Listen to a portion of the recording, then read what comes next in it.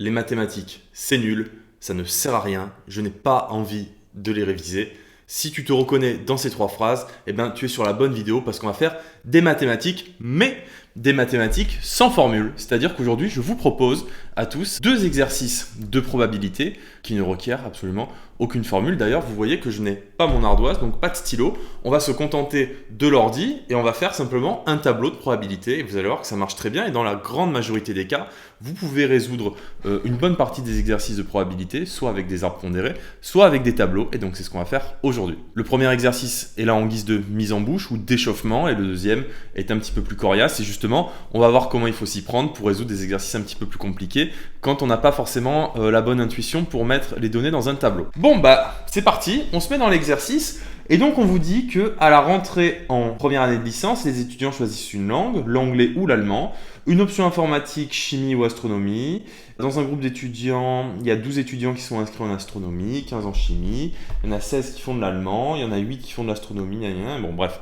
Je ne vais pas tout lire, et indiquer la répartition des étudiants par discipline, ainsi que le nombre total d'étudiants dans le groupe. Donc en fait, on vous demande d'expliciter un peu plus clairement ce qui se passe dans cette année de licence. Et ben, qu'est-ce qu'on va faire? On va faire un tableau à double entrée, tout simplement. On va pas se prendre le chou. Donc c'est parti, on va dans tableau, clac, et bon, bah là, il y en a beaucoup trop, voilà. Donc, il y a des gens, ils prennent anglais ou allemand. Alors, il n'y a pas trop à réfléchir, anglais, allemand. Et ils prennent des options, ces jeunes gens, il y en a qui font astronomie. Fort intéressant. Il y en a qui font de l'informatique, donc ça c'est nul. Informatique. Et ensuite, il y en a qui font de la chimie, encore plus nul. Donc voilà, c'est classé par ordre d'intérêt. Non, alors pas la chimie, la chimie. Voilà. Et donc, moi, ce que je vous recommande quand même, c'est de rajouter toujours l'onglet total. Vous voyez? Donc hop, vous mettez total ici, total, et ici pareil, ça, total. Voilà, bon, alors, dans un groupe d'étudiants, 12 étudiants sont inscrits en astronomie. Bon, bah, en astronomie, au total, il y en a 12. Ça va avoir rien de compliqué. Ensuite, il y en a 15 en chimie. Bon, d'accord, 15 en chimie. Bon, pour l'instant, c'est très facile.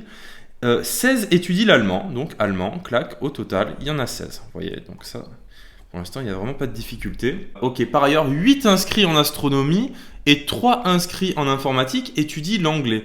Donc, qui font de l'anglais et de l'astronomie, il y en a 8.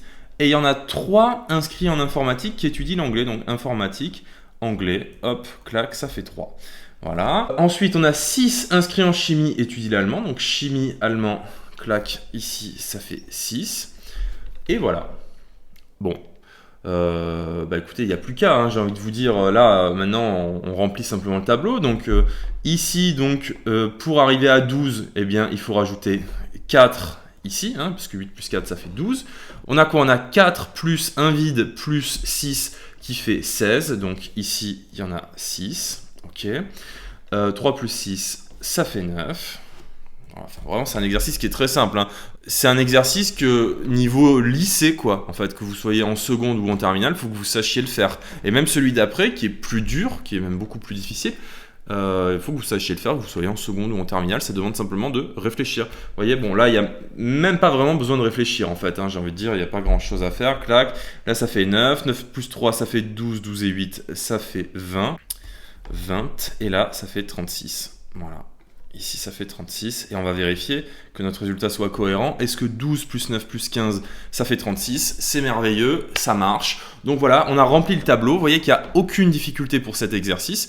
Et donc, j'espère que vous êtes bien chaud cérébralement pour passer à la question suivante. Donc on y est, dans une entreprise, il y a 800 employés, 300 hommes, 352 sont membres d'un syndicat, 424 sont mariés, 188 sont des hommes syndiqués, tralali, tralala, je vous laisse lire. Et on vous demande combien y a-t-il de femmes célibataires non syndiquées? Ok, bon bah là, effectivement, on se dit, bon bah comment on va faire? Et, bon, j'avais un peu spoilé le truc, on va utiliser un tableau. Mais, c'est là qu'il va falloir quand même un petit peu se creuser les méninges, parce que un tableau, oui, mais comment? Parce que tout à l'heure, c'était un tableau, 2 entrées, c'était informatique, chimie et je sais plus quoi, astronomie, et anglais, allemand. On avait tout comme ça. Sauf que là, on a syndiqué, marié, homme, femme. Et donc, en fait, le problème, c'est qu'il va y avoir des hommes mariés, des hommes pas mariés, des femmes pas mariées. Et donc aussi, il y aura des hommes syndiqués, des hommes pas syndiqués, etc. etc. Donc, c'est là que le tableau va être un petit peu plus coriace à faire. Et il va falloir faire un choix. C'est-à-dire que si on fait un tableau classique, comme tout à l'heure, où en fait on dit, ben tiens, en fait il y a quoi? Il y a des hommes et des femmes. Hop, des femmes, hommes, femmes. Hop, et là on va mettre du coup toutes les caractéristiques. Donc marié, bon je mets célib pour pas marier, syndic, non pas syndoc, syndic, et hop, une petite en plus s'il te plaît, et pas syndic. Voilà, clac, ça on supprime. Évidemment on met le total ici, et ici là-bas, clac, pareil, on va mettre le total. Et donc, bon, là on peut commencer à essayer de remplir le tableau. Dire, bon les hommes, ok, il y en a 300. Bon ça c'est top, il y en a 300. Des femmes, il y en a 500. Hop, pour un total de 800 employés. Donc pour l'instant, on est bien. Mais maintenant, 424 sont mariés. Bon on va chez les mariés et on met ici 424. Ok. Et donc, les non mariés, donc les célibes, eh bien il y en a 376. Ok.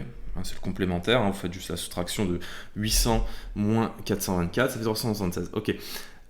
Comment on fait pour marquer les hommes syndiqués? On va dans hommes syndiqués et il y en a 188. Ok, d'accord.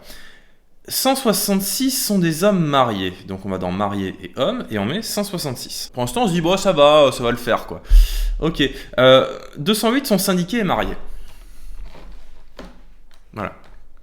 C'est là que ça devient pas possible en fait, parce que syndiqués et mariés, sachant que syndiqués et mariés ils sont dans les mêmes colonnes, on peut rien faire. C'est ça la difficulté de cet exercice, c'est de comprendre comment est-ce qu'il faut faire le tableau. Parce que bon, là on voit bien que si on met juste hommes et femmes, il y a quelque chose qui cloche. Il y a quelque chose qui va pas. Là on a rempli le tableau quasiment au maximum de ce qu'on pourrait faire. Alors peut-être qu'on pourrait gratter encore une ou deux infos, mais globalement c'est tout quoi. Donc il va falloir réfléchir un petit peu et faire preuve d'un petit peu d'imagination. Alors il y a plusieurs façons de faire. Déjà, bon, il y a une méthode vraiment calculatoire, mais j'ai promis de faire sans formule. À la limite, si ça vous intéresse, je ferai une vidéo avec les formules où vraiment on utilisera les formules de De Morgan, Cribb de Poincaré, etc. C'est un exercice que j'ai trouvé sur Bibmat d'ailleurs, je ne l'ai pas dit au départ, c'est un exercice que j'ai trouvé sur Bibmat, donc vous trouverez la correction. Eux, ils font la correction avec les formules. Moi, j'ai pas envie. J'ai envie de vous proposer un truc sans formule pour que vous puissiez vous dire, ouais, les maths, c'est pas que des formules, parfois c'est juste réfléchir. Parce que c'est surtout ça, en fait, moi, que j'ai envie de vous transmettre, c'est le côté réflexion, intelligence, plutôt que dire, tiens, je maîtrise des formules, j'empile des formules, des calculs, ça, bon, c'est vrai que je peux comprendre que ce soit un peu saoulant. Il va falloir prendre une initiative. Et l'initiative, c'est qu'en fait, plutôt de parler d'hommes et de femmes, on va parler d'hommes mariés et de femmes mariées et d'hommes libres et de femmes célibataires, quoi, en gros. Donc, on va changer un peu notre tableau. Et ici, on va marquer syndic, pas syndic, ok. Et là, en fait, on va parler des hommes mariés. Les hommes mariés, donc je vais mettre un S quand même, ce sera mieux. Les hommes célibes, et non pas vélib. Voilà. Ensuite, il y a les femmes mariées et les femmes célibes. J'espère qu'il aura compris que je ne veux pas de vélib. Voilà. Ok. Et là, on va s'en sortir. Mais vous voyez, c'est ça qui était important, c'était de comprendre comment faire le tableau. Parce que si vous restiez sur les caractéristiques homme, femme, marié, pas marié, syndic, pas syndic, en fait, vous en sortez jamais. Parce que vous n'allez jamais pouvoir avoir l'intersection de marié et syndiqué. Et c'est là le problème en fait, c'est vraiment là le problème et surtout la difficulté de cet exercice, elle réside dans cette subtilité-là. Et là, on va voir si on s'en sort. Et normalement, on devrait s'en sortir. Donc, on a 800 employés, donc au total ici, là, on peut mettre 800 déjà. Bon, qu'est-ce qu'on a? On a 300 hommes, ok. 352 sont membres d'un syndicat. Alors, il faut bien lire la consigne, hein. On ne vous dit pas 352 hommes sont membres d'un syndicat parce que de toute façon, il n'y a que 300 hommes. Donc, normalement, ça vous permet de déduire que ce n'est pas 352 hommes membres d'un syndicat. Donc, dans les syndiqués, clac, ici, on va rajouter 352. Bon, d'accord. Ok. 424 sont mariés. Donc, on va aller dans mariés. Eh ben non, on ne peut pas aller dans mariés parce que justement, on a les hommes mariés et les femmes mariées. Et donc, on sait que 188 sont des hommes syndiqués. Donc, les hommes syndiqués, il faudrait qu'on aille dans syndic, mais on ne peut pas extraire encore hommes syndiqués. Par contre, ce qu'on peut faire, c'est 166 sont des hommes mariés. Donc les hommes mariés, ils sont ici, et ils sont au nombre de 166. Okay, 208 sont syndiqués et mariés. Donc là, c'est pareil, on ne peut pas encore en extraire grand-chose. Et on a 144 sont des hommes mariés syndiqués. Donc les hommes mariés syndiqués, vous voyez, ils sont ici. Et ça, c'est une information cruciale, parce que de fait, on sait que des hommes mariés non syndiqués, il y en a 22, d'accord, hein, pour compléter. Voilà, donc ça, c'est déjà super intéressant. Donc, qu'est-ce qu'on peut obtenir de plus? On a 144 hommes qui sont mariés, mais il y a 300 hommes. Okay, donc, des hommes célibataires, il y en a 134, parce que 166 plus 134, mince, 134, ça va nous donner notre 300. Donc, vous voyez, c'est comme ça, en fait, on va gratter des informations petit à petit et on va se rapprocher de la solution qu'on veut. 352 sont membres d'un syndicat. Qu'est-ce qu'on a? 424 sont mariés. Donc, les mariés, au total, il y en a combien? Vous voyez, on a les hommes mariés, 166. Et donc, les femmes mariées, c'est 424 moins 166. Donc, ça fait 424 moins 166 qui fait 258. 258, voilà. Et donc là, vous voyez, on peut remplir cette case-là, ici. Hein, parce qu'on fait 800 moins 258 moins 134 moins 166 et on a le total des femmes célibataires. Donc c'est ce qu'on va faire. Donc 8, alors on va faire la somme de tout ça. Donc ça fait 300. Et là, ça va faire donc 558. Donc 558 pour aller à 800, il faut 242. Voilà, il y a 242 ici. Femmes célibataires, 242 femmes célibataires. Alors ensuite, on a 208 qui sont syndiqués et mariés. Et donc, dans les syndiqués, on voit que dans les syndiqués, il y en a parmi les hommes 144. Et donc, il faut rajouter les femmes syndiquées pour arriver à 208. Et donc, dans les femmes mariées, ici, on va rajouter 64. Vous voyez ?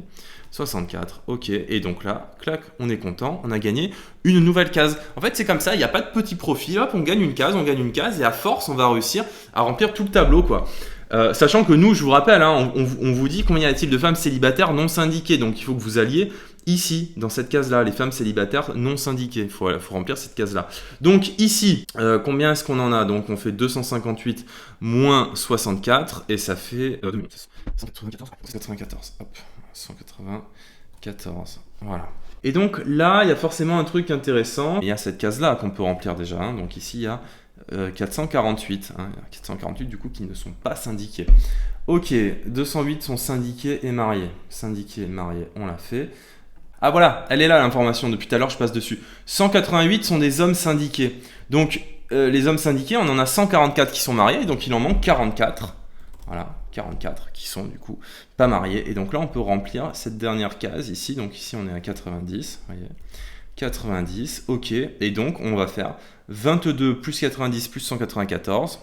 On va soustraire ce résultat à 448 et on devrait trouver du coup ce qu'on cherche, le résultat qui est ici. Donc on va le faire, donc 142. Voilà, ça fait 142 ici et là. Du coup, il reste 100. Voilà, c'en est tout pour cet exercice. Et voyez, il n'était pas simple. Mais il faut tout le temps raisonner par complémentaire. D'accord? Donc il faut avoir l'intelligence de raisonner par complémentaire. Et surtout, là, ce qui était compliqué, c'était de savoir faire le tableau.